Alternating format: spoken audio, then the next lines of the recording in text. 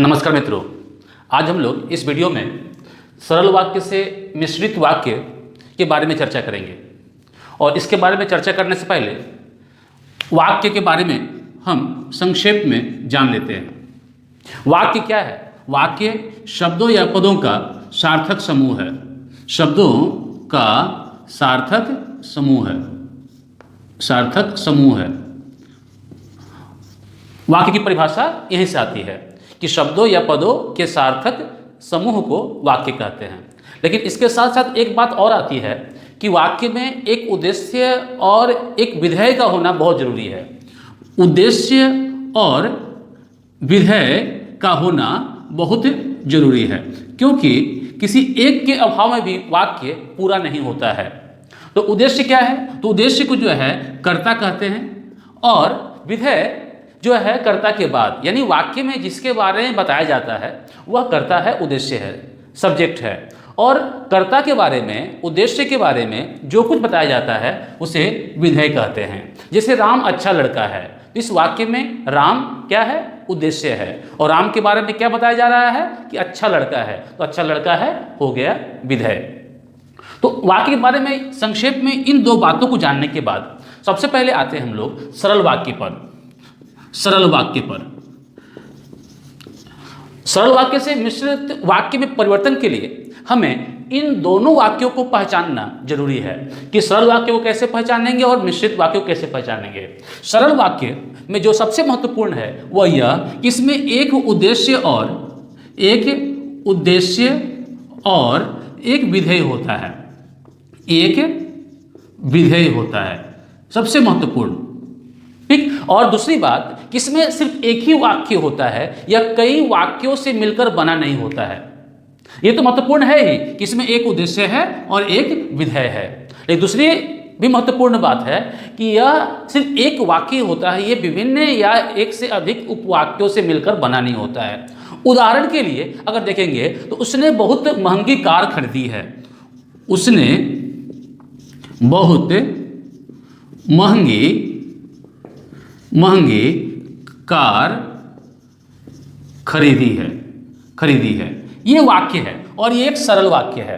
ठीक। तो सरल वाक्य तो कैसे पहचानेंगे? तो इसमें देखेंगे एक उद्देश्य है, कर्ता यहां देख लिए, और उसके बाद जो बच रहा है यह विधेय है। ठीक है। तो इस तरह से हमें अच्छी तरह से पहचान सकते हैं कि यह सरल वाक्य है या मिश्र वाक्य है या संयुक्त वाक्य है। यदि यह मिश्र वाक्य होता तो इसमें दो या दो से अधिक उपवाक्य होते। यदि यह संयुक्त वाक्य होता तो भी इसमें दो या दो से अधिक उपवाक्य होते। तो इसमें एक ही है, इसलिए यह सरल वाक्य है। जैसे अगर इसे हम मिश्र वाक्य में बदलते हैं तो स्पष्ट हो जाएगा कि वह मिश्र वाक्य क्यों कहलाता है। जैसे उसने एक कार खरीदी है जो बहुत महंगी है। अब देखिए यहां पर स्पष्ट है कि एक उपवाक्य एक हो गया, उसने एक कार खरीदी है, और दूसरा जो बहुत महंगी है, जो मतलब वह बहुत महंगी है। तो यहां पर जो देख रहे हैं यह भी एक उपवाक्य, यह भी उपवाक्य है, यह भी उपवाक्य है और यह भी उपवाक्य है। ठीक। तो दोनों में अंतर क्या है? दोनों में अंतर, पहला अंतर यही है कि सरल वाक्य में कोई भी उपवाक्य नहीं होता है, यह एक संपूर्ण वाक्य होता है, उसमें एक उद्देश्य विधेय होता है। और जो मिश्र वाक्य होते हैं उसमें दो या दो से अधिक उपवाक्य होते हैं। ठीक है। तो ये सरल वाक्य की पहचान है। तो इसके साथ साथ हम लोग जो है मिश्र वाक्य में भी हम लोग पहुंच चुके हैं। मिश्र वाक्य को कैसे पहचानेंगे?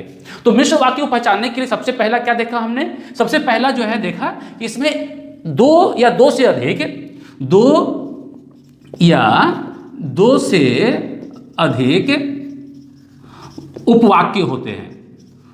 उपवाक्य होते हैं। पहला पहचानने के लिए है। ठीक। जैसे कि यहां पर देख रहे हैं उसने एक कार खरीदी है जो बहुत महंगी है।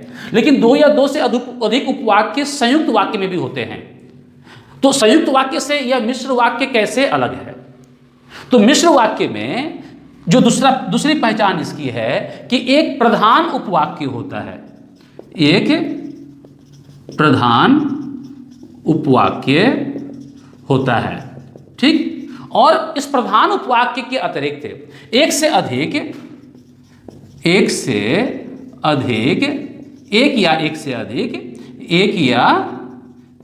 से अधिक आश्रित उपवाक्य होते हैं, आश्रित उपवाक्य होते हैं।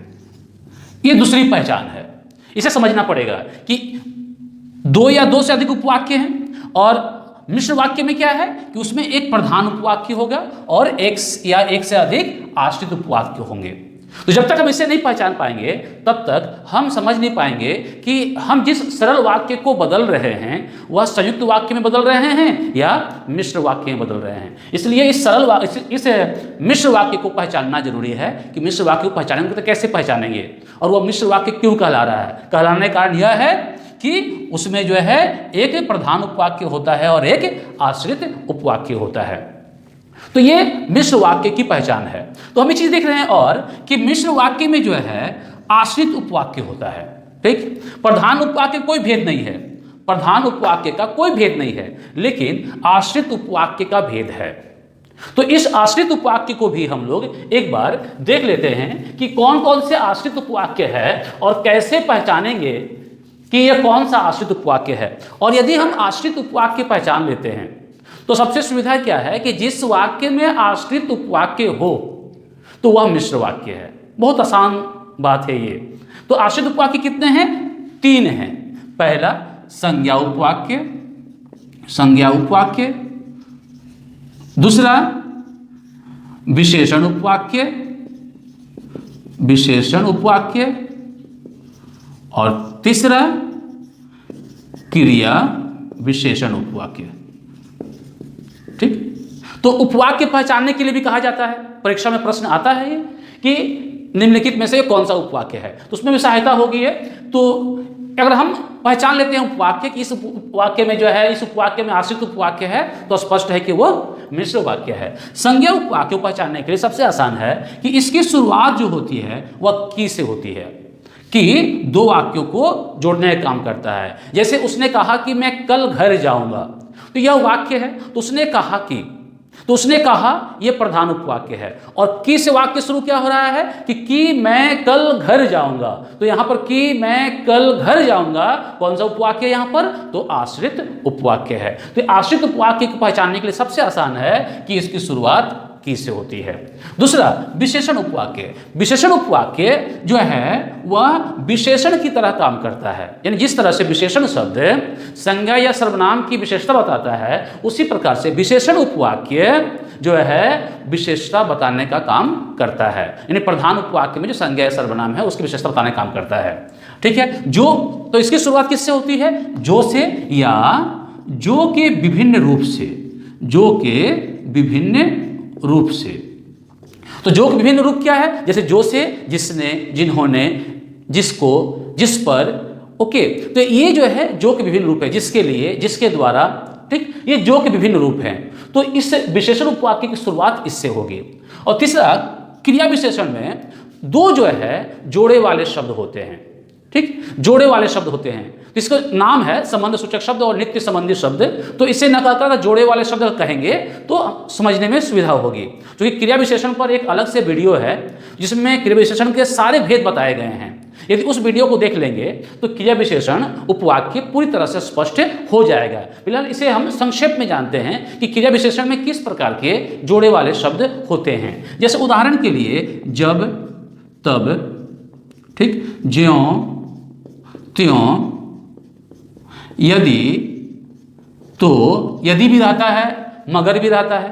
ठीक है, मगर, यदि, तो, ज्यों त्यों, यद्यपि, यद्यपि, तथापि, यद्यपि, तथापि, चूंकि, इसलिए, चूंकि, इसलिए,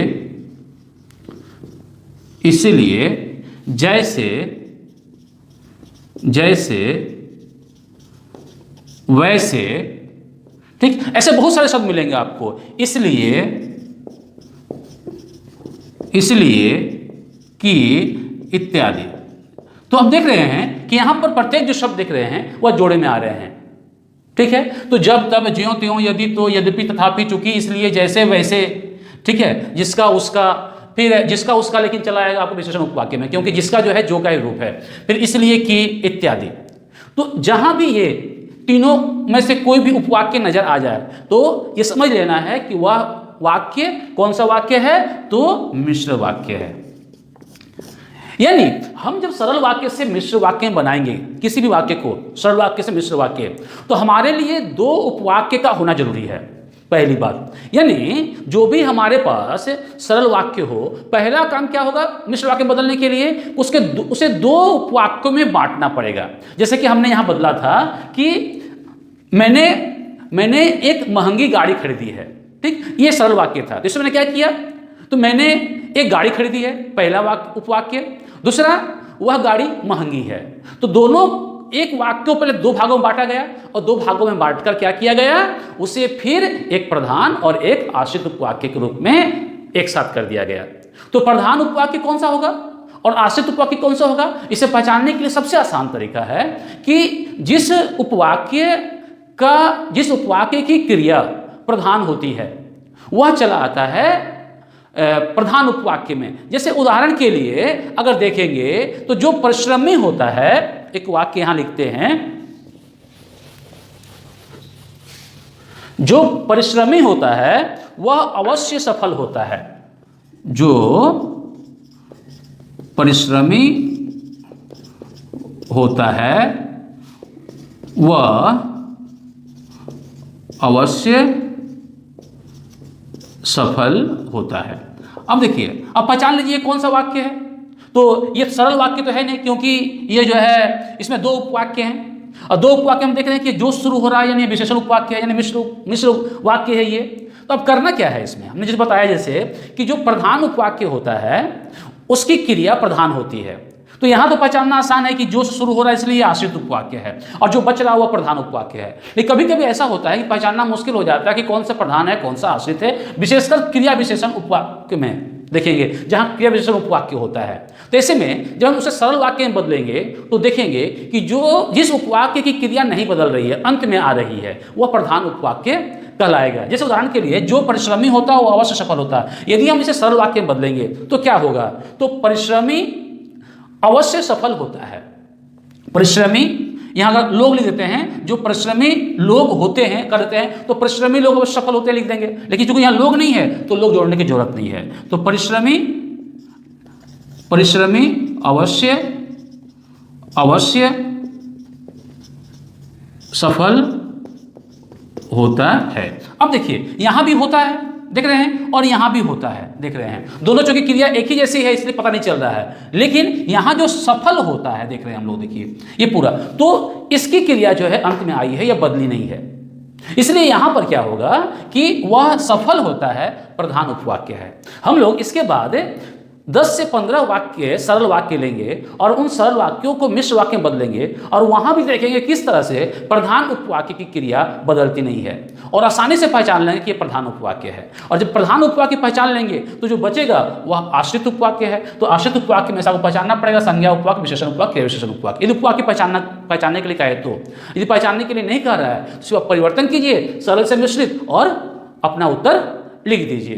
तो अब हम लोग आगे देखते हैं कि वे कौन से वाक्य हैं और उसको हम कैसे मिश्र वाक्य में बदलेंगे। मैंने यहाँ 10 वाक्य लिखे हैं जो सरल वाक्य है और इन सरल वाक्यों को मिश्र वाक्य में बदला भी गया है, इसलिए सब एक साथ आ जाए तो अक्षर को थोड़ा छोटा किया गया है। तो मैं इसे बोलूँगा भी और आप इसे देख भी सकते हैं। तो जैसे कि मैंने कहा था कि सरल वाक्य को मिश्र वाक्य में बदलने के लिए सबसे पहला काम क्या करना होता है कि उस सरल वाक्यों से हमें 2 उपवाक्य बनाने होते हैं, क्योंकि जब तक 2 उपवाक्य नहीं होंगे तब तक हम मिश्र वाक्य नहीं बना सकते हैं। जैसे उदाहरण के लिए श्रीमती शर्मा की बहू चालाक है, ये एक सरल वाक्य है। क्यों? क्योंकि श्रीमती शर्मा की बहू और चालाक है, आपका एक उद्देश्य एक विधेय है, ठीक है, बहू चालाक है।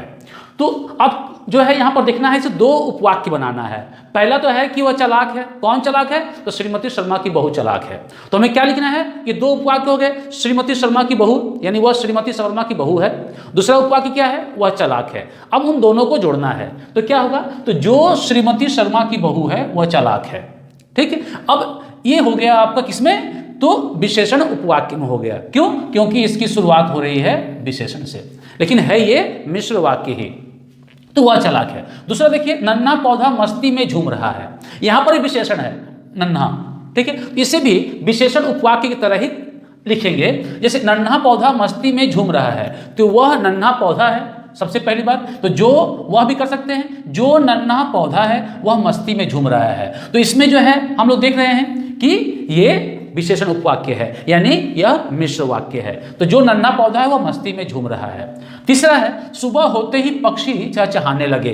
अब यहाँ पर देखिए, सुबह होना है यानी सुबह हुई है, और दूसरा कार्य क्या हो रहा है, पक्षी चहचहाने लगे हैं, तो दो कार्य है, यानी सुबह हुई पक्षी चहचहाने लगे। तो इसको मिश्र वाक्य में करेंगे तो कैसे करेंगे, जैसे और वैसे से, जैसे ही वैसे ही, जब तब से भी कर सकते हैं, ज्यों त्यों से भी कर सकते हैं। जैसे जैसे ही सुबह हुई वैसे ही पक्षी चहचहाने लगे, जब सुबह हुई तब पक्षी चहचहाने लगे, ज्यों ही सुबह हुई त्यों ही पक्षी चहचहाने लगे। तो हम लोग इन तीनों से ही इस वाक्य को बना सकते हैं। तो जैसे ही सुबह हुई वैसे ही पक्षी चहचहाने लगे, तो जैसे ही सुबह हुई ये क्या है, ये चला रहा क्रिया विशेषण उपवाक्य चला रहा है। फिर रोहन ने सोहन से नेपाल चलने के लिए कहा, ठीक, तो यहाँ भी रोहन ने कहा पहला, सोहन से, रोहन ने सोहन से कहा क्या कहा, तो नेपाल चलने के लिए। तो यहाँ पर भी दो उपवाक्य हो गया, तो क्या हुआ, तो रोहन ने सोहन से कहा, ये पहला उपवाक्य है, दूसरा कि वह भी नेपाल चले।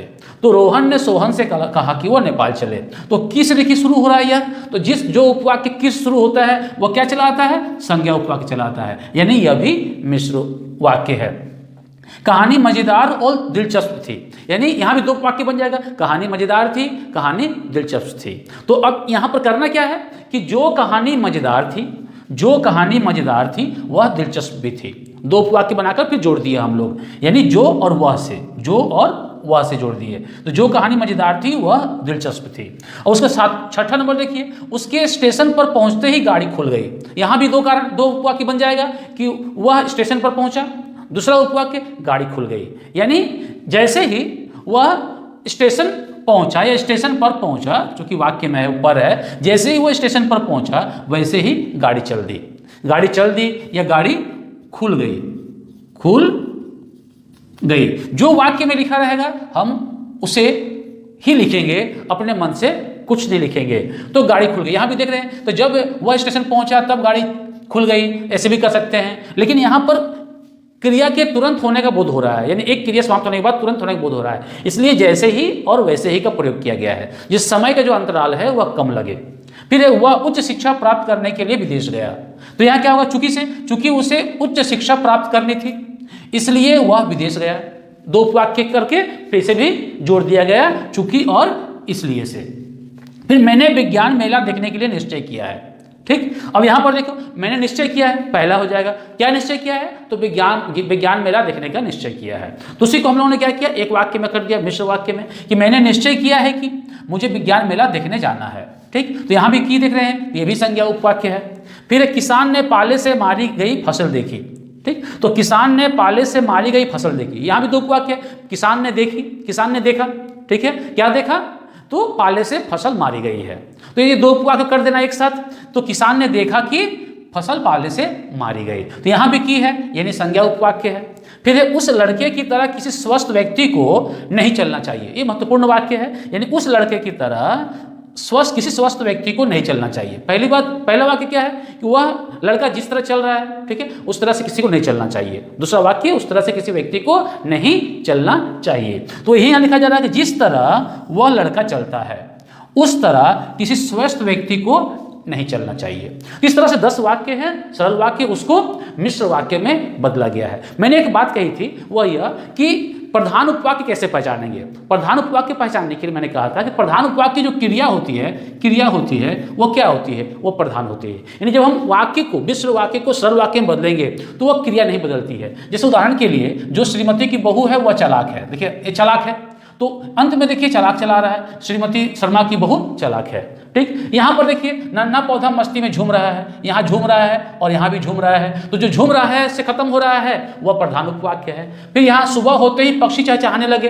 अब चहचहाने लगे, अब चाहे चाहने लगे यहाँ पर भी है, यानी प्रधान उपवाक्य है। फिर रोहन ने सोहन से नेपाल चलने के लिए कहा, तो कहा है यहाँ पर, तो कहा कहाँ आया है, तो रोहन ने सोहन से कहा, तो ये क्या हो गया, प्रधान उपवाक्य है। और की के बाद चला रहा है आश्रित उपवाक्य है। कहानी मजेदार और दिलचस्प थी, यहाँ थी है, तो क्या हुआ, जो कहानी मजेदार थी वह दिलचस्प थी, दोनों जगह थी है, लेकिन हमें देखना है कि जो से विशेषण उपवाक्य की शुरुआत होती है, यानी यह आश्रित उपवाक्य है। यदि यह आश्रित उपवाक्य है तो जो बच रहा है यह प्रधान उपवाक्य हो गया। फिर उसके स्टेशन पहुंचते ही गाड़ी खुल गई, तो जैसे ही वह स्टेशन पहुंचा वैसे ही गाड़ी खुल गई, तो खुल गई देखिए इसमें है, तो वैसे ही गाड़ी खुल गई, ये प्रधान उपवाक्य हो गया। वह उच्च शिक्षा प्राप्त करने के लिए विदेश गया, चूंकि उसे उच्च शिक्षा प्राप्त करनी थी इसलिए वो विदेश गया, तो विदेश गया, तो वह विदेश गया इसलिए वह विदेश गया, चला है प्रधान उपवाक्य। और चूंकि उसे उच्च शिक्षा प्राप्त करनी थी, ये हो गया आश्रित उपवाक्य, तो क्रिया विशेषण जो है उपवाक्य हो गया। मैंने विज्ञान मेला देखने के लिए निश्चय किया है, तो मैंने निश्चय किया है कि देखिए यहाँ भी किया है और यहाँ भी किया है, तो ये हो गया प्रधान उपवाक्य।